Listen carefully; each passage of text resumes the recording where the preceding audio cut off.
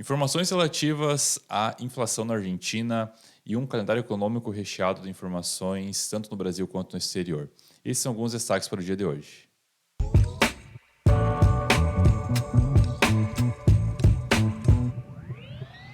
Bom dia a todos, sejam bem-vindos a mais um vídeo na Valorama. Hoje, sexta-feira, dia 28 de abril, o último dia útil do mês.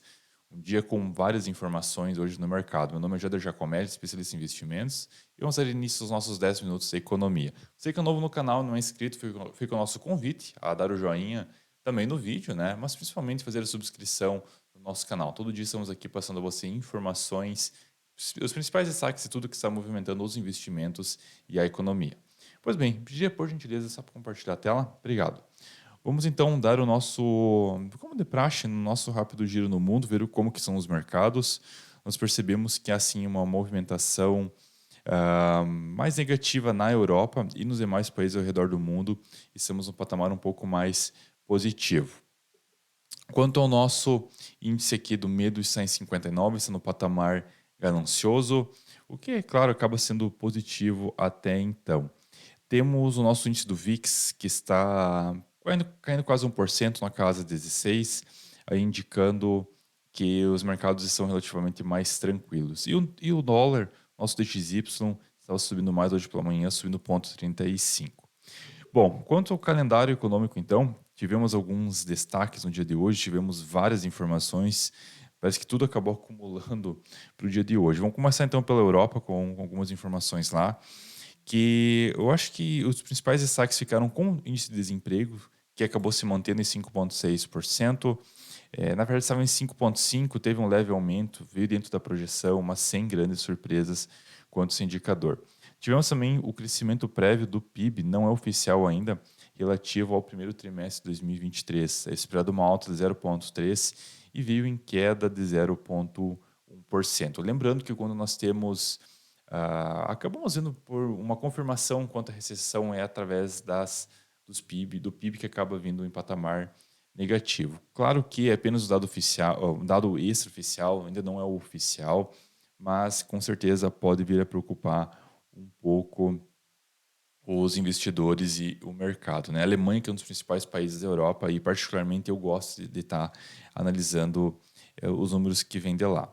Também tivemos lá então a inflação preliminar, relativa agora a abril, não oficial, mais uma vez, que veio em 7,2%, levemente abaixo da projeção de 7,3%. Também tivemos então, relacionado ao CPI, a própria inflação de lá, né? Que aparentemente então ela está diminuindo, né? Acabou caindo 7,2% nessa variação. É, e aqui, claro, né? Segundo aqui o enunciado, a inflação relativa aos alimentos tem caído de forma significativa. E só que pelo outro lado, o preço da energia ainda continua em alta. Então, aqui estava ampliando ele, relativamente já passamos o pior, ainda estamos em patamares altos, claro, mas já passamos do pior. Bom, saindo um pouquinho da Europa, vamos para os Estados Unidos. Nos Estados Unidos nós temos algumas informações também bastante relativas e vamos aqui pela ordem cronológica. Tivemos agora há pouco a divulgação então do Core PCI. O PCI acaba sendo a variação de preços, não é um índice inflacionário, que às vezes o pessoal confunde com CPI. Ele mede a variação dos preços. E para o mês de março, no acumulado do ano, dos últimos 12 meses, ele é esperado 4,5 e veio 4,6. Claro que quanto mais baixo, melhor, né? E segundo esse gráfico aqui, nós verificamos que na variação mensal, o setor de serviços acaba sendo ainda o principal driver inflacionário. Os serviços, eu diria que desde sempre, logo após a pandemia, foi sempre que teve mais destaque inflacionário. Pois bem, lá nos Estados Unidos, então, esses foram os principais destaques que até então foram divulgados no calendário econômico. No Brasil, já vamos falar um pouco das informações aqui, mas lá fora também está tendo algumas outras informações relativas à substituição da moeda do dólar, né, a moeda norte-americana, pelo yuan, pela moeda chinesa. Então, pelas transações que são utilizadas na China, nas transações cross-border, que são a- aquelas transações que são realizadas fora do país, que o cross-border, o significado seria cruzar as fronteiras, cruzar as bordas, né? Então, pela primeira vez na história, está sendo mais utilizado a moeda chinesa do que o próprio dólar. Então, o que consta, que só vou ampliar aqui, então, moeda yuan chinesa em branco e o dólar aqui em azul, demonstrando que pela primeira vez está havendo o uso do RMB, que às vezes é conhecido também, do yuan, no lugar do dólar. Isso é uma informação, temos um vídeo, inclusive, que foi divulgado esses dias, que trata um pouco mais a respeito dessa informação, sobre a desvalorização que o mundo vem sofrendo e, pelo que tudo indica, os chineses estão. Claro que ainda há um longo caminho para nós utilizarmos a moeda, o yuan, como padrão de substituição. Ainda há muita coisa a acontecer, mas é um fenômeno que está sendo silencioso e aos poucos ocorrendo. Se será necessariamente o yuan, não sabemos. Temos aqui esse gráfico que demonstra a dominância do dólar, que acaba sendo por uma reserva de emergência, não é reserva de emergência, acaba sendo uma reserva, perdão, de valores. E aqui houve assim, um declínio de 6% desde 2015. E aqui outras moedas, que temos o surgimento do euro, porque o euro foi criado no início dos anos 2000, então o euro também acaba sendo uma moeda de reserva, claro que em menor proporção comparado ao dólar. Aqui nessa linha marrom é moeda chinesa. Eu diria que, tá, claro, está meio confuso, perdão, moeda japonesa nessa linha marrom aqui, que é o iene japonês, e nessa linha aqui mais vermelhinha, bem aqui no canto direito, acaba sendo a moeda chinesa.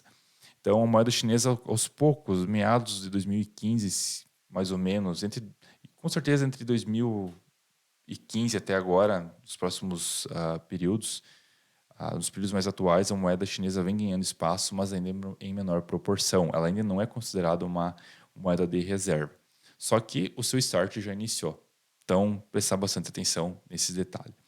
Bom, quanto aos Estados Unidos, nós também temos o nosso divulgação dos resultados relativos ao primeiro trimestre agora de 2023. Tivemos a divulgação de algumas empresas, como por exemplo a Amazon, que era esperado um lucro de 124 bilhões e veio 127, melhor que o esperado. A ExxonMobil, perdão, que é de petróleo ligado ao setor energético, esperado 82, veio 86. Também tivemos da Chevron, que também é na mesmo setor que a ExxonMobil, que eles esperavam 48 e veio 50 bilhões. Resultados melhores que o esperado. E a Intel também, esperado 11 bilhões, 11,04 e veio 11,70. Só que, claro, nós temos o balanço, informações vindas positivas das empresas, agora o primeiro TRI por lá, mas temos alguns sinais de susto que também estão vindo. Como que consta que os empréstimos de emergência do Fed, do Banco Central Norte-Americano, para as instituições financeiras volta a subir. Ainda há uma tensão financeira por lá. E por que isso acaba existindo? Aqui, esse gráfico acaba relatando de forma bem explicada que quando há uma percepção por parte dos investidores do mercado de que o sistema financeiro está frágil, há muitas incertezas e o mercado não gosta de incertezas. O que acontece?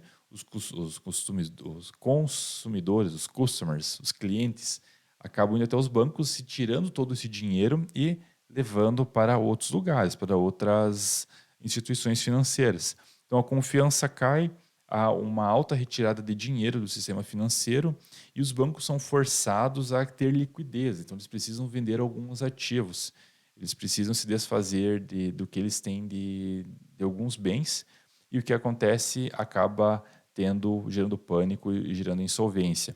Então, nessa etapa aqui, quando o banco é forçado a vender os seus ativos, é que teria que ter uma espécie de garantia, é aí que entra a parte da questão da solvência do Banco Central fornecer o dinheiro às instituições para manter elas sólidas e evitar um pânico maior no mercado.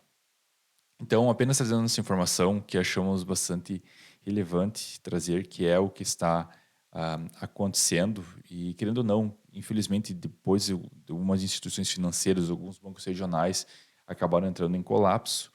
Então, isso acabou sendo ainda uma das maiores preocupações que nós vemos no sistema, apesar dos balanços de muitas empresas virem de forma positiva.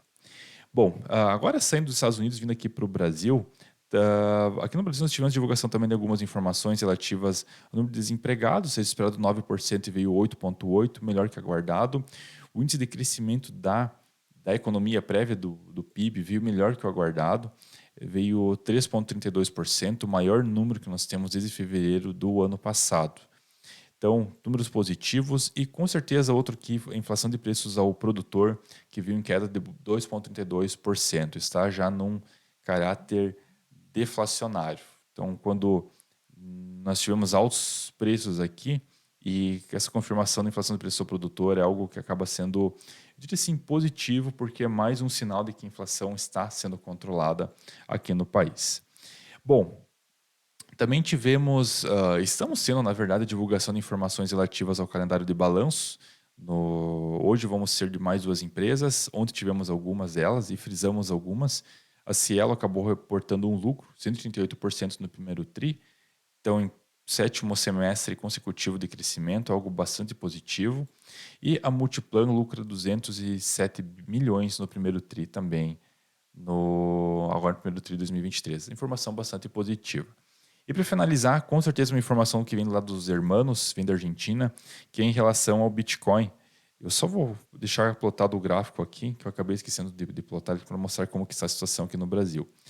Bom, aqui no Bitcoin, então, uma comparação que foi feita com o peso argentino, a moeda argentina, que vem perdendo bastante peso relativamente, o peso argentino perdendo peso, né? Um trocadilho. Que vem perdendo bastante valor de mercado devido à alta inflação. A Argentina tem uma inflação de 104% e, pasmem, houve ontem um aumento de 10% ou 1.000 base points nos seus juros, aumentando para 91%. Então, nós temos uma inflação de 104% e um juro de 91%. Claro que as informações, os motivos para listar tudo isso aqui são complexos, não tem como nós falar agora tudo isso, mas a notícia é informação e eu não consigo entender como que tem pessoas que ainda conseguem elogiar a economia argentina. Os bancos não têm onde guardar dinheiro, falta dinheiro, inclusive, porque você precisa de mais dinheiro para gastar no mercado.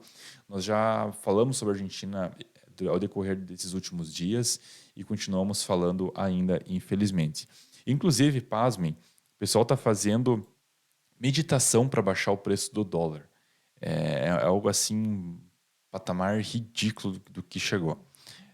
E aqui com essa evolução dos juros, nós vemos que o período máximo já tivemos períodos bem piores lá nos anos 80, 90, onde foi um período inflacionário tanto na Argentina quanto no Brasil e em diversos países do mundo, não foi apenas na Argentina. Só que, pelo que tudo indica, a inflação em 3 dígitos agora, os argentinos conseguiram se superar, né? Infelizmente. Bom, pessoal, então para finalizar aqui, vamos ver como que está o nosso mercado aqui no Brasil.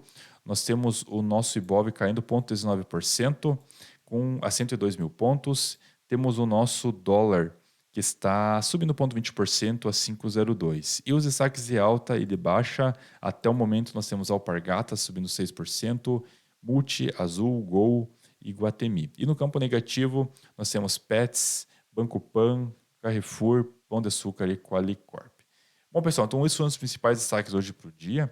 Agradecemos a todos a atenção e desejamos a todos, obviamente, uma excelente sexta-feira com excelentes negócios e também um excelente final de semana e feriadão. Lembrando que segunda-feira, dia 1º de maio, é feriado no Brasil e não teremos pregão. Então, nos vemos na terça. Se cuidem e até lá.